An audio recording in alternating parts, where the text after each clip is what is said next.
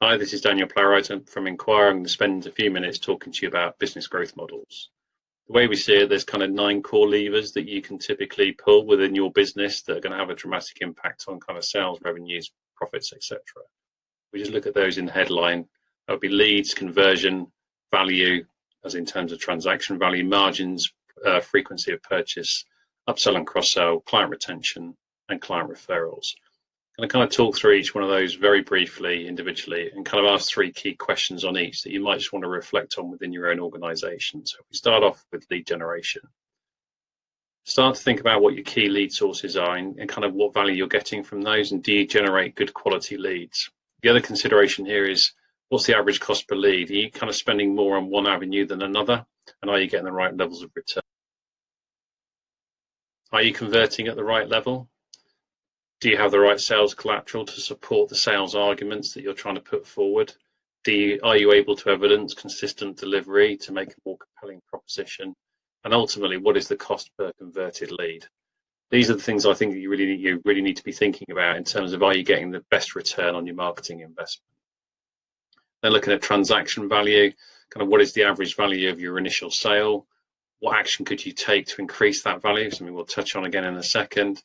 And how flexible are your payment terms? It's kind of, this is the whole, how easy is it to do business with you? Are you giving prospects options in terms of making it easy to become a client at the end of the day?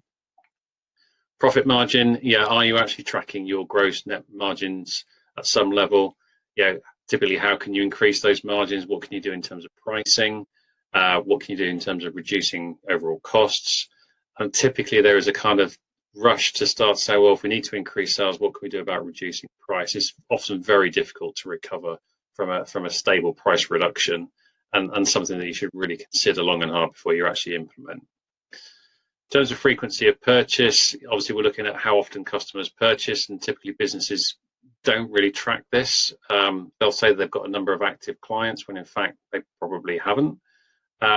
So how often could they purchase from your business versus how often are they purchasing from your business, and what can you actually do to increase that level of frequency? In terms of upselling, do you have an upsell script? Do you have a broad range of offers to allow that upsell to happen? And you will have some clients out there that really love what you do, and so do you have a super premium option to be able to service their requirements? Kind of leads into cross-sell. Have you completed the gap analysis? We ran another video on that if you want to check that one out. Is your offer clear and compelling in terms of what products connect and what services connect? And do you have a script that allows you to maximize the opportunity that comes off the back of it? Customer retention. Do you know what your annual attrition levels are? Typical businesses are losing around 20% of their clients per annum. Are you tracking that? Do you know who they might be, and how are you going to minimize that impact? So how are client engagement or customer engagement levels monitored, and do you have an engagement strategy in place? And the last one of the 9 is the referrals.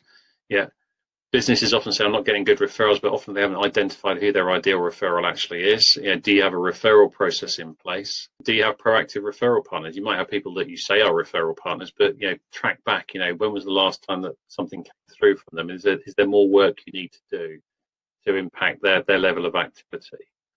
So just as a quick overview, those are the 9, very simple really. So leads, conversion, transaction value, margin, frequency of sale, upsell opportunities, cross-sales, retention, and referrals. So at the end of the day, just take a moment to have a think about those, how they can impact your business, because a very small incremental percentage